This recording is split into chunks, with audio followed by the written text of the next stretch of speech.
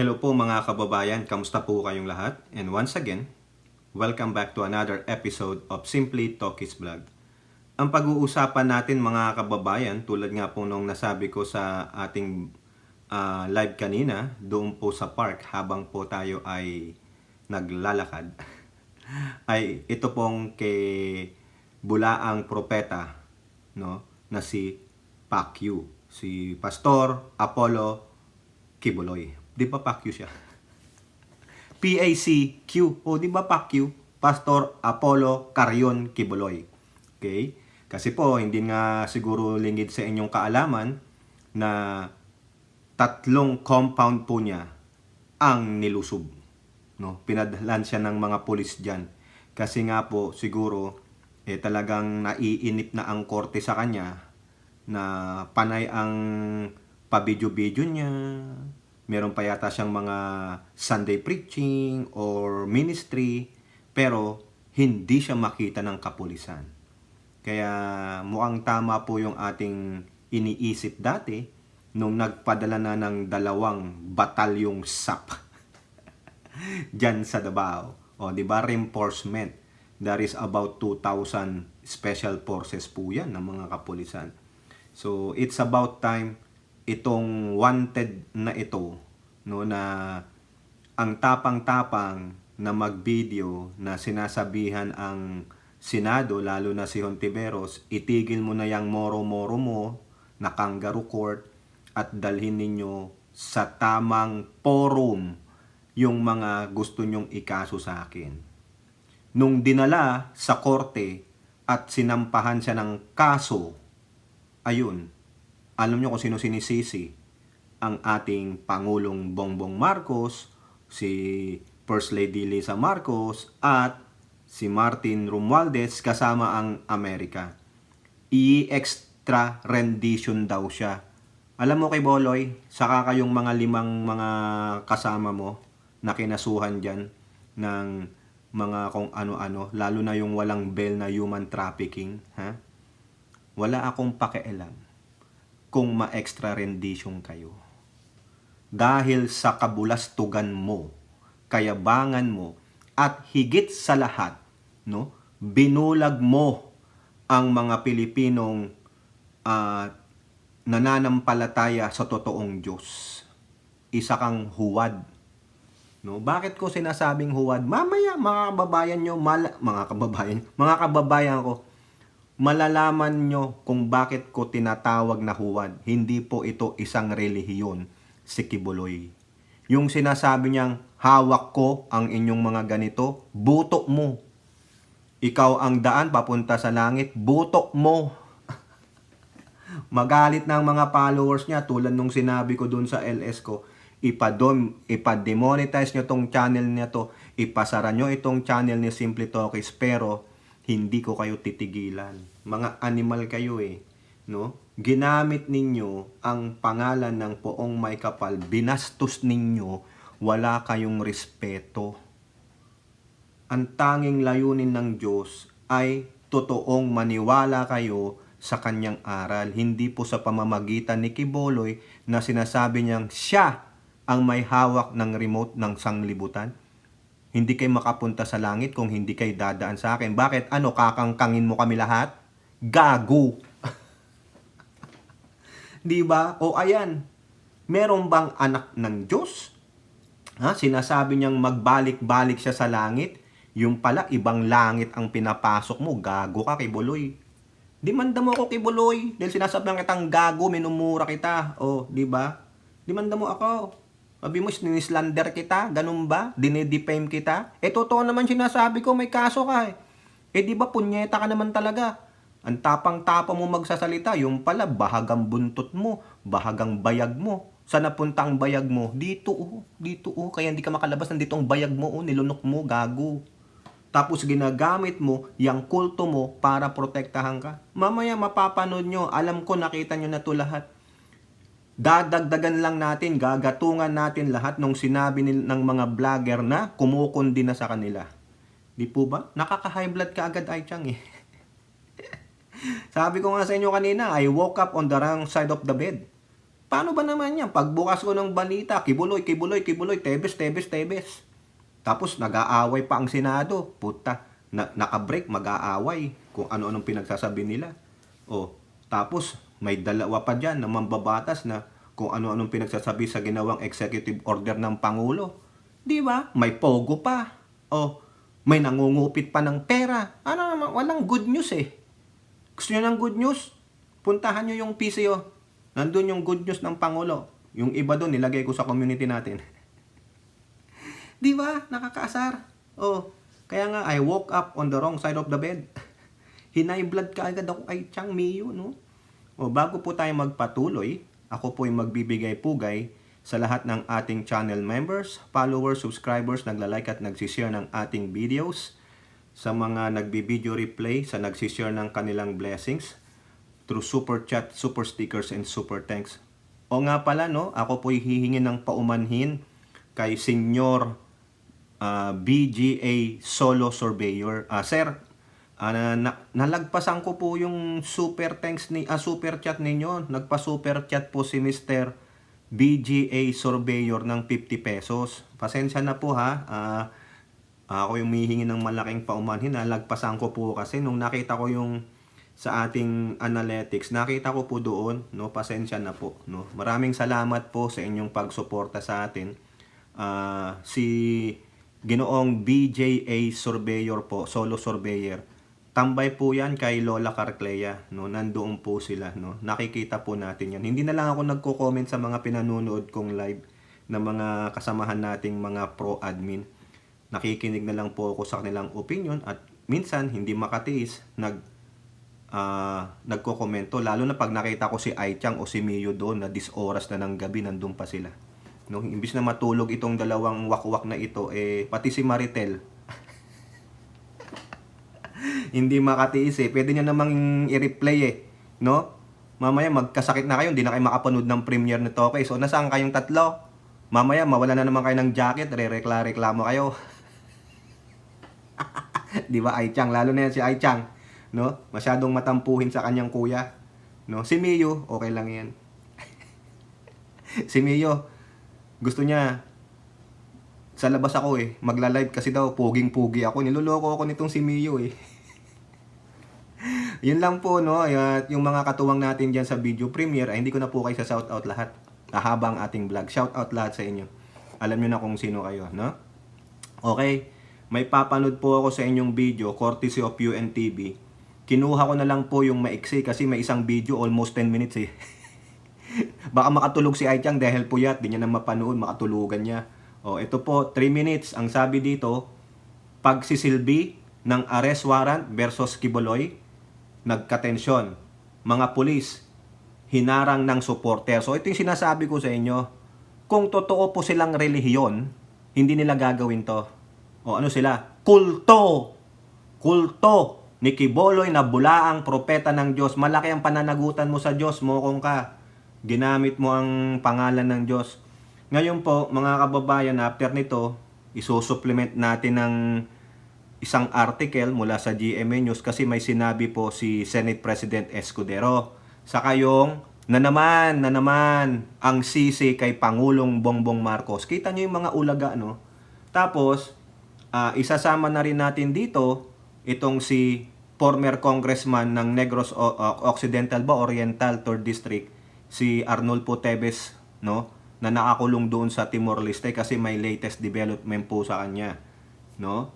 Okay, so ito po, unahin natin itong video from UNTV. 3 minutes lang po, okay? Lalay, nakita na ba ng mga otoridad si Kibuloy at 5 iba pang akusado? Aga hanggang simula kaninang umaga hanggang ngayong tanghali ay walang Kibuloy at 5 kapwa niya akusado ang nakita ng mga otoridad sa kanilang pagsisilbi ng warrant of arrest. Pasado alas 4 kaninang umaga nang isilbi ng mga otoridad ang warrant of arrest laban kay Kibuloy at 5 pang kapwa niya akusado. Kabilang sa mga pinasok ng mga otoridad ang Kingdom of Jesus Christ Compound sa Buhangin District, ang Prayer Mountain at Glory Mountain sa Barangay Tamayong. Mahigit 100 pulis na naka-full battle gear ang sumugod sa KOJC compound para isilbi ang warrant of arrest. Kanina, nagkaroon ng tensyon sa harapan ng KOJC compound. Ito ay matapos ilang mga supporters ni Kibuloy ang humarang sa entrance ng gate. Sigaw ng mga ito ang hustisya para sa kanilang leader na nahaharap sa kasong child abuse, sexual abuse at human trafficking. Kaya hindi naging madali sa PNP, CIDG at sa SAF ang pagpasok sa compound dahil sa libo-libong mga taga-suporta na humarang. Hindi na rin pinayagang makapasok sa loob ang mga media. Liban dito, mayroon ding 3 chopper na nagsusurvey sa taas para makita ang nangyayari sa loob ng compound. Pinasok rin ng mga pulis ang pag-aari sa ni Kibuloy sa Barangay Tamayong pero hanggang ngayon ay walang Kibuloy at 5 pang kapwa niya akusado na nakita. Ilang mga supporters rin ang tinalian ng cable tie matapos mag-resist sa mga pulis. Ayon sa Police Regional Office 11, bahagi lamang ito ng due process ng PNP sa pagsisilbi ng warrant of arrest at ginagawa nila ang lahat ng paraan para maiwasan ang anumang tensyon. Sa Facebook post naman o sa Facebook post ni Attorney Torion, ang legal counsel ng KOJC, walang Kibuloy na nakita sa loob kasama niya ang mga pulis sa pagsisilbi ng warrant of arrest. Maliban dito ay sa pagsisilbi ng warrant of arrest, mas sinigpitan rin ng PNP ang checkpoint ngayon dito sa lungsod ng Davao City at maging sa loob ng kampo ng Police Regional Office 11 na hinigpitan rin ng PNP ang kanilang checkpoint sa lahat ng mga sasakyan na pumasok at lumabas sa loob ng Pier 11. At mahingi tayo ng update aga mamaya sa Pier 11 kung nakita na ba itong si Kibuloy at 5 kapwa niya akusado. Yan muna ating balita mula rito sa Davao City. Balik sa iyo aga. Maraming salamat, Lalaine Moreno. Ayan po mga kababayan, maiksi lang 3 minutes pero nakita nyo naman, no? Alam ko lahat kayo alam na yung pangyayari diyan, no? Talagang meron pong warrant of arrest. Hindi na natin pakikitaan pa ng mga facts or articles about the warrant of arrest na inisyu ng korte kay Kibuloy. Hindi po galing sa Office of the President yung warrant of arrest. Sa palagay nyo, merong dyan kinalaman ang Pangulong Bongbong Marcos? May kinalaman si FL Lisa o si Speaker Martin? Kasi mamaya may babasahin ako sa inyo na talagang magngingit-ngit kayo at mamumura nyo itong taong ito. Ito lang po, mga kababayan, sa titulo pa lang ng balitang ito ng UNTV, nagkatensyon, mga pulis, hinarang ng supporters. Kung itong mga followers ni Kibuloy, tama ang nalalaman nila, tama ang pangunawa nila sa sinasaad ng aral ng banal na kasulatan, hindi po nila gagawin ito. Ito, paulit-ulit nating sinasabi sa inyo, alam din ito ng mga ministro. Di ba? Na ang bawat gobyerno ay kinalugdan ng Diyos yan. Dahil it's the will of the people. Di ba? Kaya nga may free will tayo. Yun lang ang sinasabi sa kasalutan. Sundin ninyo ang inyong gobyerno. Di po ba? Ba't hindi tinuturo yan ni Kibuloy? Ano ang sabi pa ni Christ? Nung si Peter naging bayolente, doon sa Garden of Gethsemane, nung huling gabi. Di ba? Naging bayolente si Peter, tinapyas niya nga yung tenga nung isang manghuhuli sa kay Jesucristo. Ano sabi ni Christ? Hindi ganyan. Harapin ko ito. Bakit itong mga to? Kung sinasabi niyong Kristiyano kayo, at ikaw, Kibuloy, tama ang itinuturo mo dyan sa mga followers mo na ang tanging banal na kasulatan lamang. Ang Kristiyano ay mapagkumbaba. Ang Kristiyano ay marunong sumunod sa batas. Diba? Hindi tayo bilang mga Kristiyano yung lalabag sa batas. Mananakit. Walang sariling pag-iisip. Bakit, mga kababayan? unawain ninyo, itong pinoprotektahan ninyo ay isang wanted sa batas. May warrant of arrest. Lehitimo, legit yung mga kasong dinala sa korte. At siya na rin mismo, kayong mga followers nitong si Kibuloy, siya na rin mismo ang nagsabi mula sa kanyang bibig na dalhin sa tamang forum. Dinala sa korte. O ngayon, bakit hindi siya makaharap sa korte? Bakit?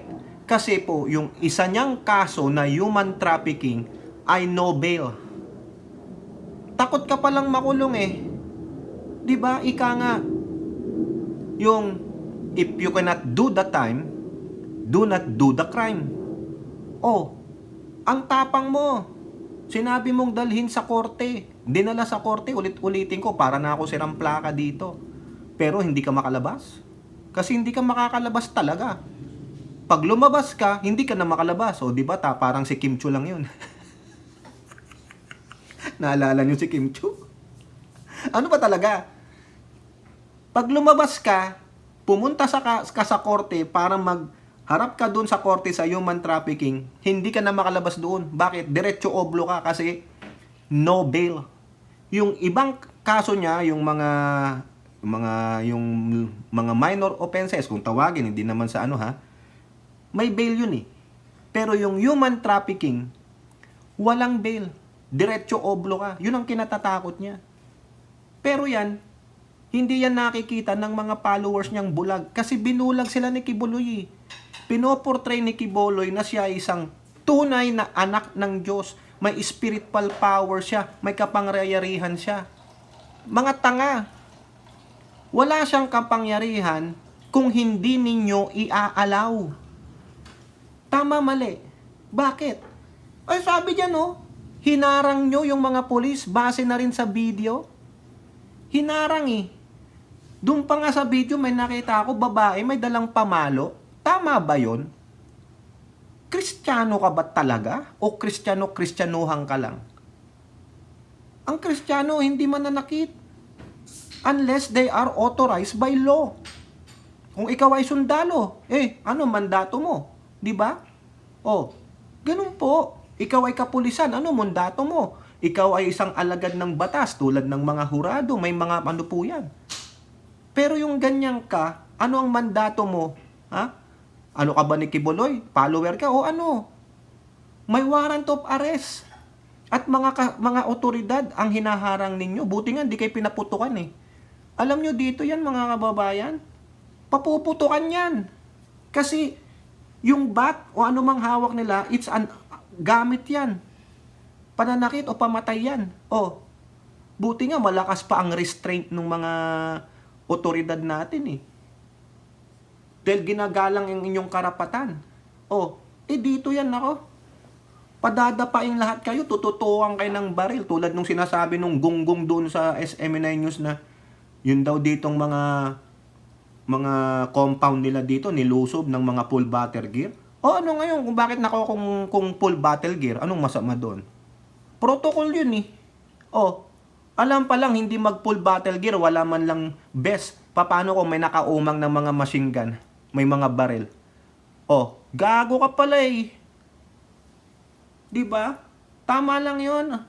Kung ako doon, Kung ako doon, lahat ng humarang, pinaghuhuli ko. Kasi mga violente kayo. Hindi kayo matatawag ng mga Kristiyano.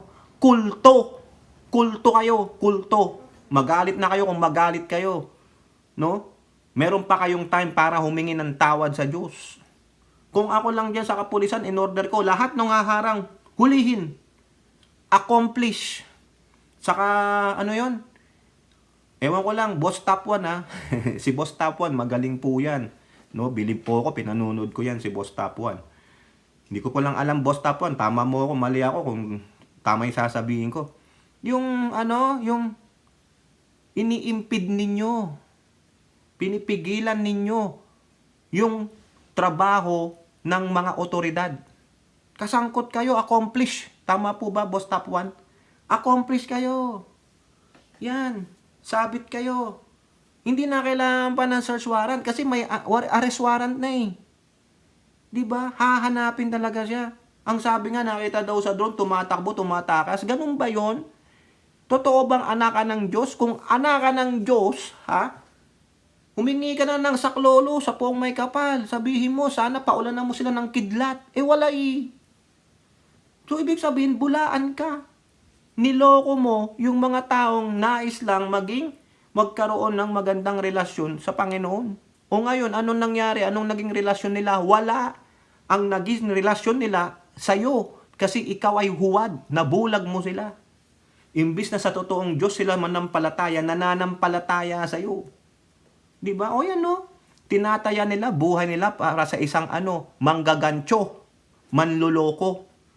O, sige, magalit kayo. Kung magalit kayo, ilabas nyo si Kibuloy. Huwag kayong magsasalita dyan na pakialam mo. May pakialam kami kasi si Kibuloy, matapang eh. Matapang lang pala sa bunganga. Ha? Ibig sabihin, dinedepensahan niyo si Kibuloy, ano kayo? Dinedepensahan niyo yung isang wanted na hindi makaharap? Ang yabang-yabang? Diba? Takot pala eh.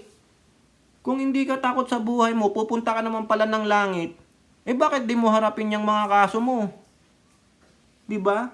Manluloko. O, biruin mo yan. Hinarang ninyo. Pasalamat kayo, hindi kayo binaril. Ginalang pa ang inyong karapatan. Pero kayo, hindi kayo marunong gumalang sa mga otoridad. Ano kayo? Palalo. Tapos, sisisihin nila ang gobyernong ito. Ito po mga kababayan, dagdagang natin kasi sabi ko sa inyo, lalagay tayo ng isang artikulo. Ito po yung title dito sa GMA News. Salamat po GMA News Online. Ito yung nabasa ko kanina, paggising ko, bisit na bisit ako. Gusto ko nga kaagad mag-vlog kaso hindi pa ako nakapag-ilamos, Mio. Baka sabi ni Mio, ang pangit pala nito. Kasi di ba, Chang? Chang, pagtanggol mo nga ako dyan kay Mio. No? Loloko niya ako niya si Mio No? Police serve arrest warrant versus Apollo Kibuloy in Davao City. Ayan tuwang-tuwa pa sila dahil hindi nila nakita si Kibuloy. Ibig sabihin, magaling silang magtago. Kung ako dyan, kasuhan nyo lahat yan. Ewan ko lang yan kung hindi magkaundagaga yung mga yan. Dito na lang po, mga kababayan, kasi sa una nito puro yung mga charges, yung abogado. Wala akong pakialam sa abogado ni Kibuloy. No? Naantay ko lang talagang sukbitin yan. Eto po ang sabi ni Senate President Chis Escudero. Okay? Gagayan natin yung salita niya. Okay? Quote, kung titimbangin ngayon ang arrest warrant na inisyu ng korte at subpoena na inisyu ng Senado, malayong mas matimbang ang arrest warrant na inisyu ng husgado at korte. Unang ma-implement yon kung sakasakali. Priority pa rin yung criminal case palagi. Ibig pala sabihin nito ni Escudero, laging may precedence yung court sa pag-aaresto. Yung arrest warrant na galing sa korte, ayun muna mas matimbang kaysa dun sa arrest warrant na ginawa ng Senado ni Hontiveros. Now, dugtungan natin. Should authorities capture Kibuloy, Escudero said that it is time when the Senate can request to bring the Kingdom of Jesus Christ leader before the investigating committee for his attendance. Ayun daw po. No, kung sakaling mahuli na itong bulaang propeta na si Pacquiao, saka lang siya pwedeng humarap sa Senado. Kailangan niya munang humarap sa korte. Pero anong sabi ni Robin? Itigil nyo na yan pag nahuli na, pag nasa korte na. Ang problema nga, Robin isa ka pa kupal ka Bakit di nyo kausapin si Kibuloy? Sumuko ka na para matigil na ito lahat. Lalo lang nababawasan ang kredibilidad ng mga Duterte. Diba? Sige, tuloy nyo lang yan para lalong bumagsak ang kredibilidad ni Tamil Mel. Diba? Tigil na daw pag nasa korte na. Hindi pwede. Anong sabi ni Escudero? Mas ito, maniniwala ako kay Chis Escudero. Lawyer ito. Si Robin. Lawyer ng mga kanal. Ha? Ito pa. As if he will stop the investigation on Quiboloy, Escudero said. Nagpapatuloy yon sa aking pagkakaalam. Naantala lamang noon dahil nga hindi pa malocate si Pastor Quiboloy na sinabpi na ng korte. Correct! Kung ito ay pagpapatigil ni Escudero, dapat kung naaayon sa batas. Kung wala namang rules dun sa black book nila sa Senado, tuloy. Tuloy. Para lalong mapahiya si Kupal. Tingnan natin kung sasakluluhan siya ng 10,000 angels. Di ba? May awit po niyan.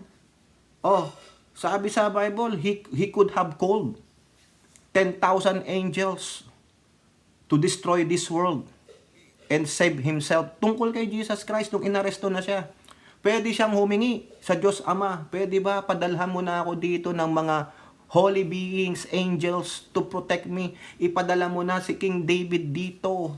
Di ba si David, the great warrior, the friend of God? Sino pa? Ipadala mo si Samson dito para may neptalin ako na ganun-ganunin lang. Hindi nag-request si Christ. Hinarap niya. Si Quiboloy, meron siyang 1,000 followers na humaharang para patakasin siya.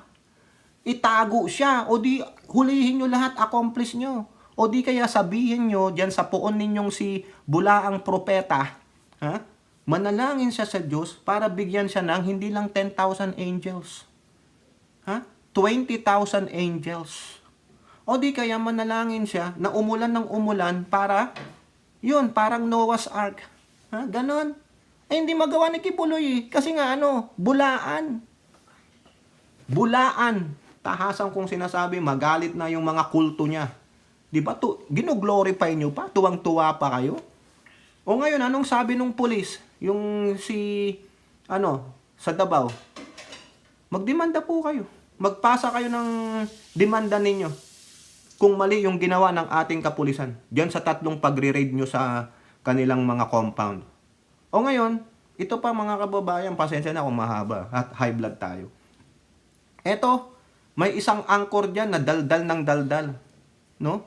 Itong si Badoy. Ano na naman ang sinasabi niya? Sabi dito, Lorraine Badoy, Islam President Marcos Jr. for allegedly, ordering the arrest of Quiboloy. Pinaparatangan po ang Pangulong Bongbong Marcos na siyang nag-order para arestuhin si Quiboloy. Nasaan ang pruweba? Nasaan ang pruweba, Badoy? Nasaan?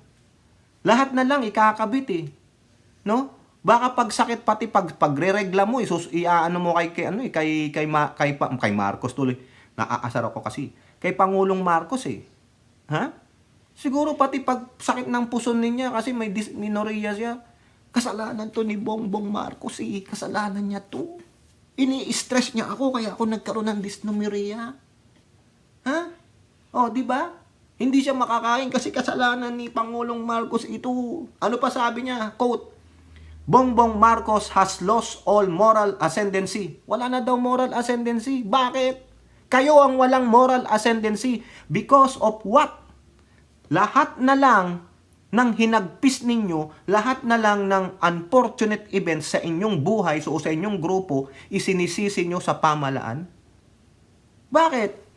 Sino ba nag-issue ng warrant of arrest? Ang executive department o ang judiciary? Hoy, Badoy, hindi ka naman siguro bobo. Graduate ka siguro ng UP, di ba? Sabi mo. Whatever. Magandang universidad sa atin. Co-equal branch yung 3. Ano ang nalos na moral ascendancy ni Pangulong Bongbong Marcos? Pakibigay nyo nga. Magbigay kayo ng example. Sige nga, mga kababayan.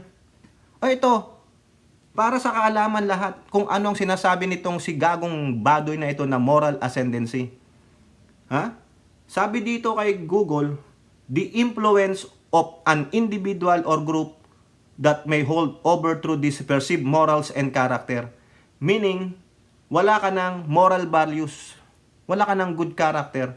Kasi you become what? A dictator. You become authoritarian. Patunayan ninyo. Sino ang mas may moral ascendancy? Ha? Yang si Digong at Quiboloy o si Pangulong Bongbong Marcos? Kayo lang dyan sa SMNI, mga kampon ni Digong at ni Pacquiao ang nagsasabi niyan. Wala kayong katuwang. Di ba? Lahat na lang isisi nyo sa Pangulo. Tulad ng sabi ko, co-equal branch, oh. Oh, tinan mo. Ha? Badoy, eto ka. Kayo, Roque, eto kayo. Mga gago kayo. Ang kakapal ng mukha nyo, yung mga nangyayaring unfortunate event sa inyo, sinisisi nyo sa Pangulong Marcos, sa Administrasyong Marcos. Patunayan nyo muna. Hindi naman galing sa Office of the President ang ang warrant of arrest Saan galing? Sa Pasig Regional Trial Court. Sa Quezon City Regional Trial Court. Oh, parte ba yan ng Executive Department? Sisihin nyo yung judiciary. Ang tapang-tapang ng amo mo magsabing dalhin sa proper forum, tapos nung dinala sa proper forum, ang sisi kay Pangulong Bongbong Marcos, walang moral ascendancy. Gago pala kayo Ang ginagawa ninyo, inuudyukan nyo ang tao, lalong magalit. Sino naniniwala sa inyo? Di yung mga gagong katulad ng mga kulto ni Quiboloy lang. O tapos sasabihin nyo, mag-e-EDSA rally kayo. Subukan ninyo. Ba't di nyo nagawin? Do it right now para malaman natin. Di ba? Tatawanan lang kayo nila ni Renato Reyes. Kung pwede nga tingnan nyo si Manuel, may nakita nga akong picture mga kababayan, si Manuel, yung Kabataan Party List, hindi ko alam kung sa Facebook o sa Twitter ko nakita Biruin nyo, nandun sila sa Davao, si Manuel, saka yung Vice President ng Kabataan Party List, wala po, hindi ko nakita sa Facebook Tingnan na lang sa Kabataan Twitter account, no? Nandun po sila, sabi, ilabas si Quiboloy. O doon pa lang mag-i-EDSA kayo. Sinong kasama nyo? Yung mga KOJC, saka yung mga sa SMNI. O sige, magsama-sama kayo doon. Tapos sana i-water cannon kayo ng Chekwa.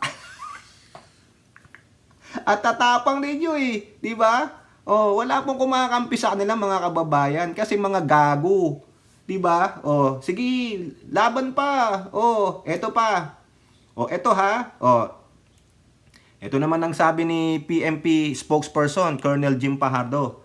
They appealed to Quiboloy supporters and friends to be calm and not hamper the operation as the authorities only sought to implement the warrant issued by the courts. Quote, ang inyo pong kapulisan ay nandun po for official discharge of their duties. Wala pong harangin ang ating kapulisan na magkaroon po ng anumang sakitan at anumang pagkakagulo. Oh, she also asked Quiboloy and his co-accused to surrender. Fajardo said she believes that the pastor remains in the country. Para mabigyan din po sila ng pagkakataon na sagutin itong mga reklamo, I think yung courts po ay yung proper venue para sagutin po itong mga reklamong sinampasak nila. Correct! Wala nga Duwag! Kasi hindi na makakalabas pagpasok niya. Oh, wala na. Imbis na pagpayuhan ang mga naniniwala sa kanya na huwag kayong gumamit ng bahas. Bayaan nyo silang pumasok. Ipatupad ang kanilang gawain. Sumunod tayo sa mga otoridad. Hindi Ano sabi niya? Titindig ako. Dito ako mamamatay. Di ba yung unang audio leak niya? Audio leak no? May na po tayo sa leak ngayon. Di ba? May info leak, PIDEA leak, audio leak, saka mga leak-leakan. Di ba, Maritel? Oh, liklikan. Yan. Iba isipin nyo sa liklikan, ha? Iba yun. Okay, ganyan. Walang bastusan. Nagpapatawa lang tayo dito. Di ba? Imbes na lalo tayong ma-high blood, baka mamaya mapadala bigla ni Ai Chang yung ramen. O kaya si Mimiyu, ikaw na nga lang magpadala sa akin ng ramen. Kasi itong si Ai Chang, wala talaga Wala pala to si Ai Chang Yari na naman si Ai Chang, siya naman na napagbutunan ng kuya niya. Miyu, ikaw nga, padala mo ang brother mo ng ramen, yung masarap na ramen sa Japan. Pero hanapin mo muna yung aking shipping address, ha? Maski na nga si Elora, hindi niya alam yung shipping address ko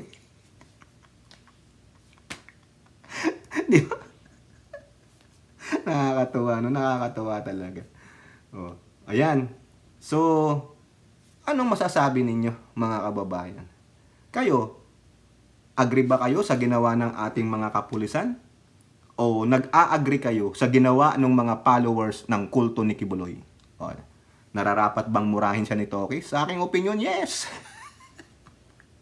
Kupal eh. Naku, marami pa tayong may dadagdag dito, mga kababayan. Sinasabi ko sa inyo. Dahil ang dami kong nakuwang quote card. Ha? Di ba?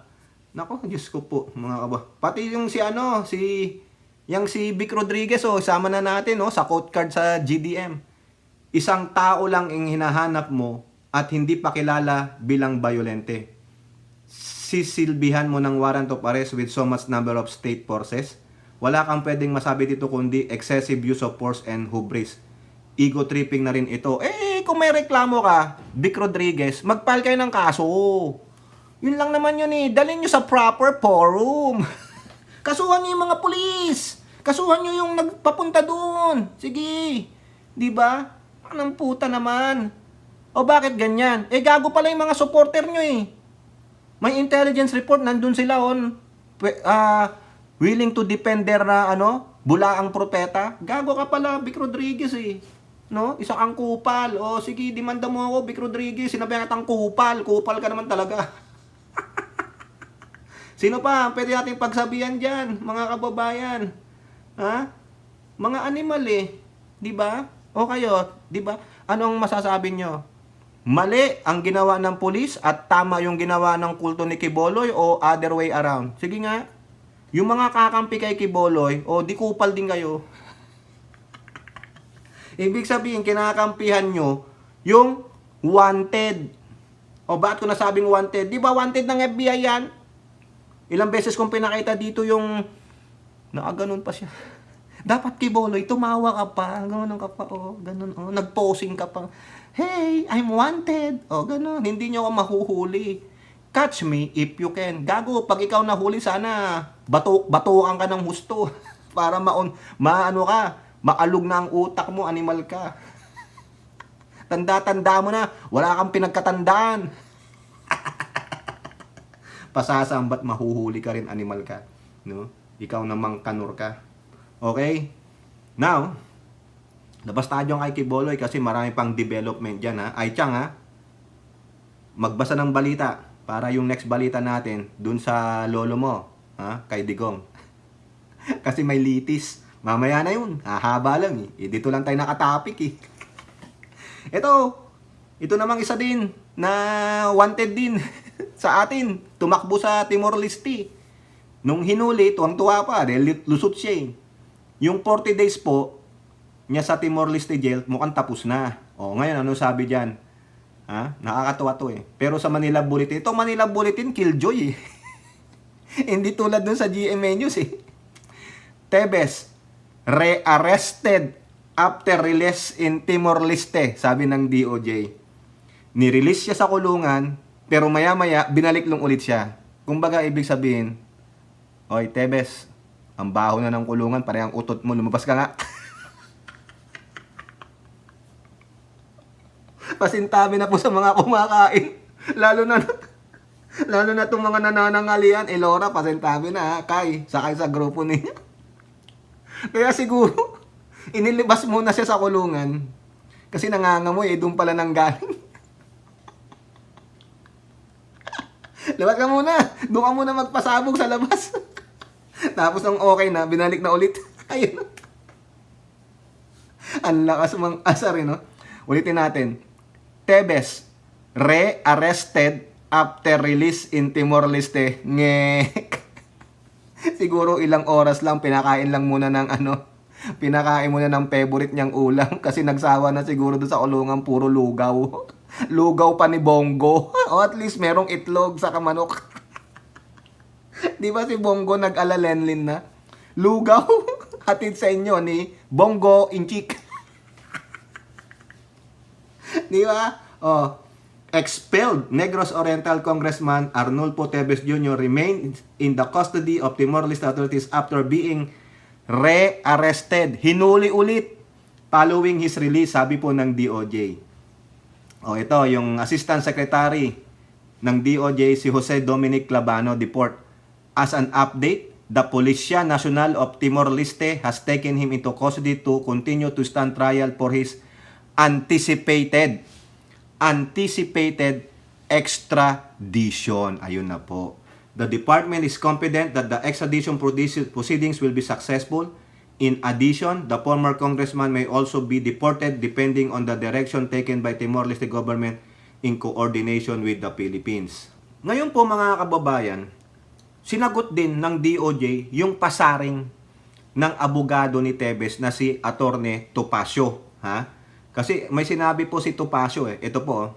Topacio claimed that Tevez was allowed to be released because the Timor-Leste authorities found that the extradition request of the Philippine government was made out of time and in a manner that is not sanctioned by practice and customary of international law. Pero dinispute po yan ni Clabano.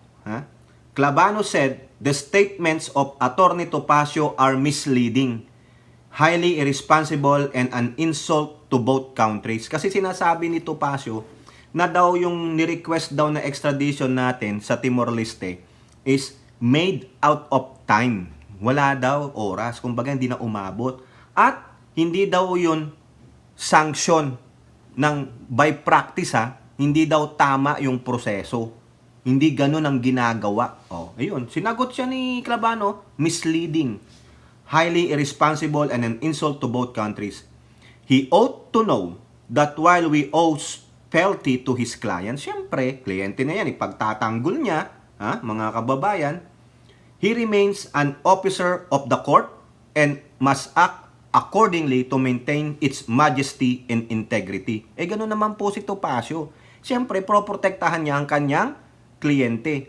Ang maganda dyan, dapat i-reprimand siya ng Supreme Court. Kasi si Topacio may kayabangan po yan no?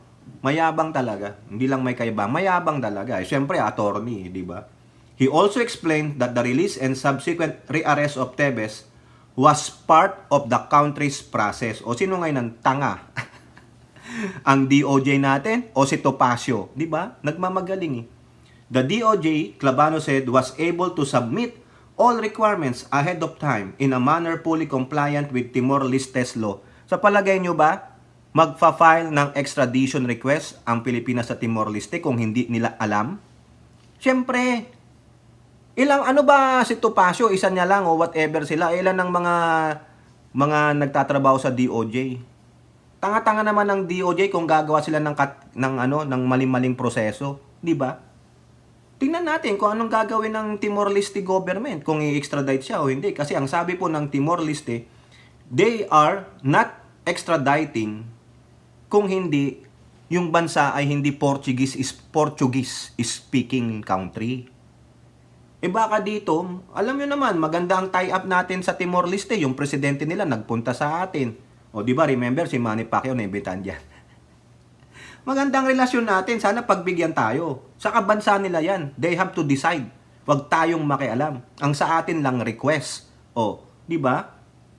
He said the Philippine government as the requesting party seeking the extradition of Tevez will respect and participate in the legal proceedings of Timor-Leste, underscoring the sovereignty of each country. Correct. Tayo ang requesting country. We have to respect kung ano man po yung batas nila at kung ano man ang maaari nilang desisyon. Kung napag-desisyon nilang hindi pwedeng extradite si Tevez because of this blah blah blah blah blah, so what can we do? Hindi lang makakauwi si Tevez, no? Wag lang siyang lumabas ng Timor-Leste kasi baka yung passport nito wala na Tanggalan mo to ng passport. Magpaka-asylum siya sa Timor-Leste, di doon siya. Di ba? Kung bibigyan siya ng asylum, gawin siyang citizen ng Timor-Leste. Pero wag kang lalabas ng Timor-Leste. Pwede kang hulihin ng Interpol, di ba? Tevez release and subsequent rearrest should not be taken as hindrance to the process but simply a part of it. Tamang proseso, step by step. Di ba yan ang ginagawa ng bansa natin, hindi tulad ng iba dyan. Bayaan mo na. Magkano ba? Ganon. We appreciate the steps currently being taken by Timor-Leste government to remove Tevez from their territory and we eagerly anticipate his return to the Philippines so he can face the multiple murder charges. O eto, pag sakali lang sumang-ayon ng Timor-Leste sa ating request na extradite siya, alam niyo kung anong gagawin naman ito? Pakana po yan ng Pangulong Bongbong Marcos.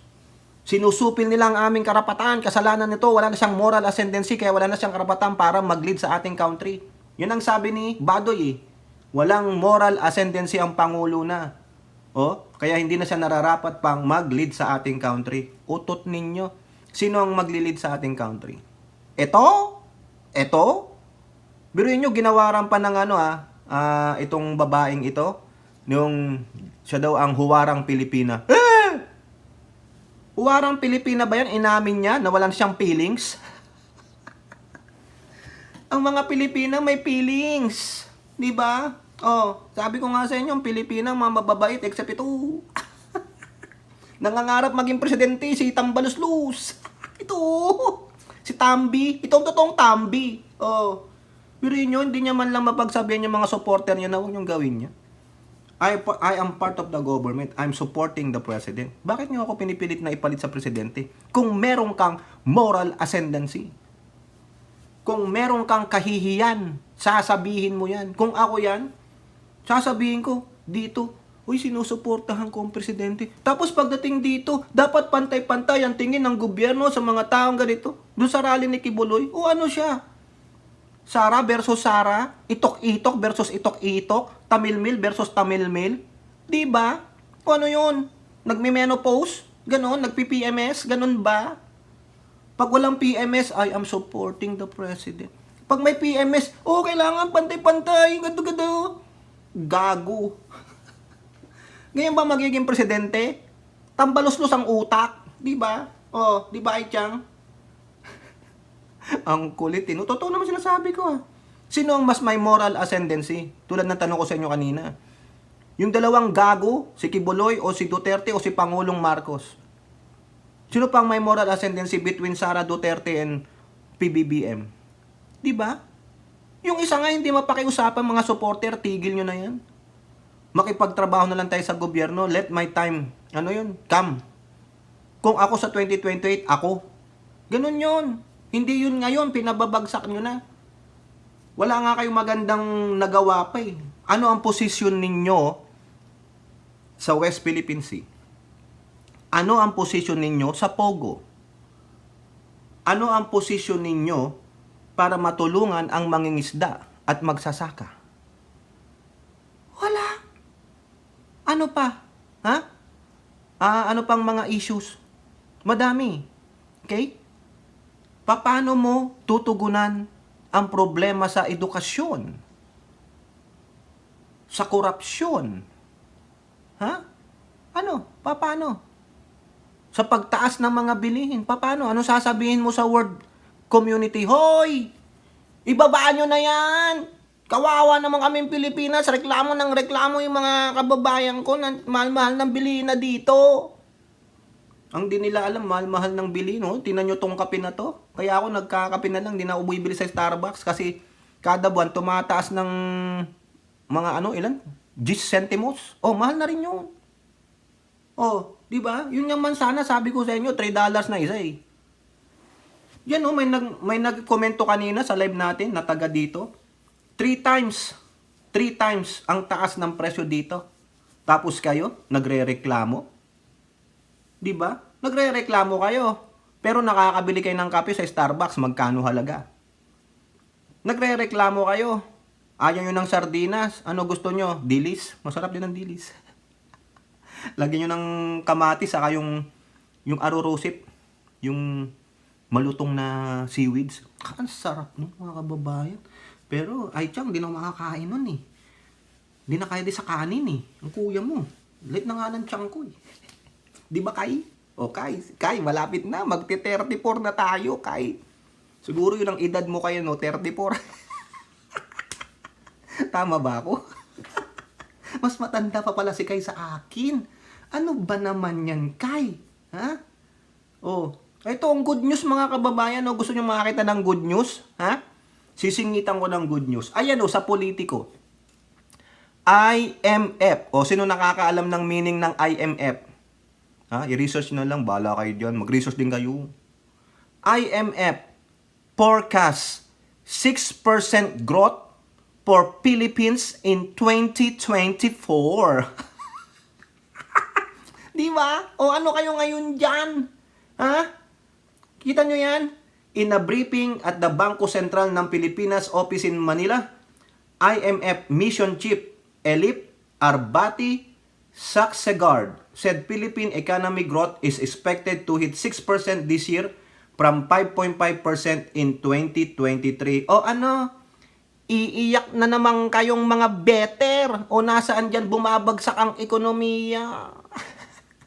Makita nyo lang, fluctuating yung inflation, yung presyo ng gasolina, ganun po talaga. Ang economy fluctuating, taas baba, taas baba, taas baba. Lahat na lang eh, 'di ba? Ang ina parang ang Pilipinas lang ang pinakawawa eh, parang ang Pilipinas lang ang nagmahal ng mga bilihin eh. 'Di ba? Sabi growth is expected to rebound to 6% in 2024 and maganda pa ang forecast sa 2025. 6.2% on the back of stronger consumption demand, higher public and private investment, and a recovery in exports. Ano pa? Ha? Ano pa ang sabi ni IMF chief? Ha? For next year, Saksegard said drivers of growth include the continued pickup in domestic demand, investment, and consumption. We think that some of the measures, for example, some of the factors, including continued decline in inflation, as well as the monetary policy easing that is associated with that, will be probably even more supportive in 2021-5 given the lag. So, ayan. As for the push for investment, that's true because there's a lot of efforts on the way and a lot of legislative reforms that were already implemented, that were already passed, and they will be implemented over time. So, a lot of these impacts and maybe higher foreign direct investments and investments, private investments will also play out in a more strong way in 2025 than in 2024. Kita nyo? Positive outlook, ganyan. Tapos tayong mga Pilipino na nasa Pilipinas, ibagsak. Marcos alis dyan. Wala nga kayong nakikita na ginagawang mali ang Pangulo. Wala kayong white paper that lists out all this kababalaghang ginawa ng Pangulo. Sabi nyo lang, travel kasi ng travel, naghihirap na nga yung Pilipinas. Gago. Kaya hindi ka pwede maging presidente, Rocky. Pwede kang presidente nung mga cockroach. Diba? O yan, positive. Galing yan sa mismong IMF. O ano po yung ibig sabihin ng IMF, ha? O baka meron naman mambabastos dyan. Bawal bastos dito. O kayo po, mga kababayan, ay assignment ninyo, no? Para naman extend your brain. Tulad nung sa sinabi ko sa inyo kanina sa live, wag lang puro vlogger, influencer ang pinanggagalingan nyo ng balita. Kailangan magbasa din, ha? Extend your brain. Di ba, Ate Maite? Di ba, Elora? O, ay pala kay Tita Aurora. Yung isda ni Aichang, malapit na siyang umuwi. February 14 daw po kasi baka kakatagpuin niya na yung kanyang labi-dabi dyan sa ilalim ng West Philippine Sea. Si Shokoy pala. Si Aquaman pala hinahanap ni Aichang. Di ba? Extend your brain. Magbasa-basa kayo kung tama yung sinasabi ng vlogger o hindi. Kasi kung maniniwala lang kayo basta kaya sa vlogger, pinagkaima nyo doon sa mga kulto ni Kibuloy? Baka hindi nagbabasa ng Bible yung mga yan sige nga. Ano ba istorya ni yung sa mga Old Testament, sige nga, tingnan nyo nga. Baka di nila alam Hindi, ito po kasi sabi ni Pastor, gago. Ayon kay Pastor Kibuloy, gago. Hindi nang gusto kong sagot. Ang sagutin mo, eto po, naaayon sa Biblia, ito po ang nabasa ko. Ayan, sa ganitong aklat, kapitulo ganito, versikulo ganito. Tingnan natin kung totoo yung sinasabi mo. Kung tama, edi ibig sabihin nagbabasa ka ng Bible. Hindi sasabihin mo kung ayon kay Pastor Kibuloy, gago ka. Okay? O kayo po, ano po ang inyong masasabi? Comment down below and don't forget to like and share. Hope to see you on the next videos. Bye-bye. God bless.